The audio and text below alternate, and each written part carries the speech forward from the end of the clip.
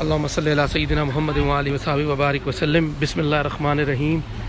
آج ہم جس جگہ پہ موجود ہیں ثم الحمدللہ جگہ بڑی باعث برکت ہے۔ نبی کریم صلی اللہ تعالیٰ علیہ وآلہ وسلم جس وقت مدینہ شریف تشریف لائے ہجرت کے وقت، تو آپ صلی اللہ علیہ وآلہ وسلم نے سب سے پہلے حضرت کلثوم ابن ادم رضی اللہ تعالیٰ عنہ، یہ ان کا باغ تھا، اس جگہ پہ آپ نے قیام فرمایا۔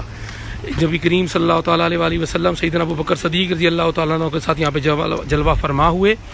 اس کنویں کا پانی جب آپ صلی اللہ علیہ وسلم کو پیش کیا گیا تو وہ کڑوا پانی تھا۔ آپ صلی اللہ تعالی وسلم کے لاب دہان سے ایک ایسا چشمہ، اس چشمے میں ایسی مٹھاس پیدا ہو گئی ہے کہ آج اب جس وقت کہ میں یہاں پہ اس جگہ پہ موجود ہوں اور یہ پانی پیا ہے تو یقین جانے کہ اس کا اندازہ ہی نہیں کہ ماشاءاللہ کس قدر خوبصورت اور میٹھا پانی موجود ہے اس میں۔ دوسرا، یہ جو مسجد آپ کے سامنے نظر آ رہی ہے، آپ صلی اللہ تعالی وسلم نے جب یہاں پہ کسی روایات میں آتا ہے 3 دن یا 5 دن قیام فرمایا، اور اسی مسجد کے اندر آپ صلی اللہ علیہ وآلہ وسلم نے نمازیں ادا فرمائیں۔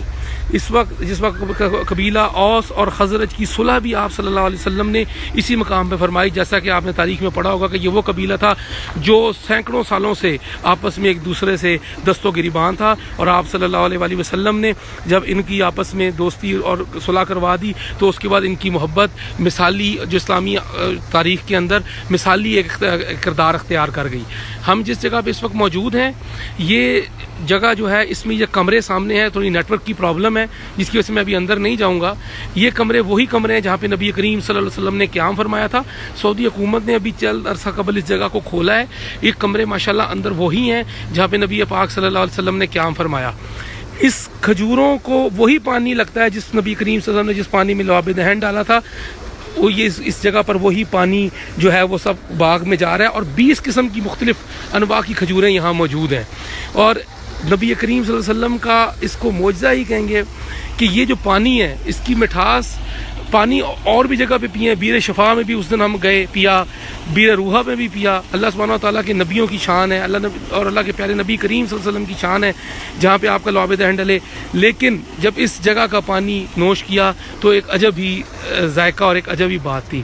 اور روحانیت کا عالم یہ ہے کہ وہی جگہ ہے جہاں نبی کریم صلی اللہ علیہ وسلم نے نماز ادا فرمائی۔ آج تک یہ جگہ اس طرح ہی موجود ہے۔ مسجد قباء کے بالکل رائٹ سائیڈ کے اوپر یہ باغ ہے۔ ابھی حکومت یہاں پر کام کر رہی ہے اور اس کو کمپلیٹ کرا رہی ہے۔